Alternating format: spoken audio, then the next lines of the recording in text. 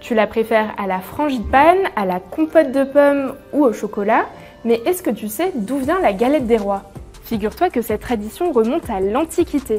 À cette époque, les Romains fêtent le dieu Saturne au moment du solstice d'hiver. Et pendant ces fêtes, qu'on appelle les Saturnales, les esclaves et les maîtres mangent à la même table, ce qui les met plus ou moins sur un pied d'égalité pour une journée. On y mange une galette dont l'aspect rond et doré rappelle le soleil et dans laquelle on glisse une fève, le légume.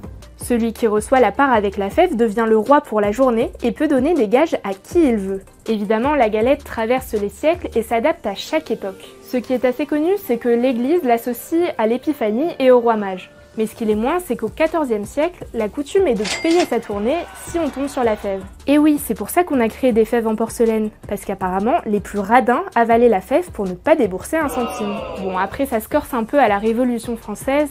Bah oui, les rois c'était plus trop à la mode à cette époque. Alors pas de fèves, pas de roi, mais quand même une galette de la liberté ou une galette de l'égalité. Alors tu vois, même si elle a pas mal changé depuis son invention, on n'a jamais arrêté de manger de la galette. En France, elle reste d'ailleurs une tradition bien ancrée, plus de 9 Français sur 10 en consomment à cette période de l'année.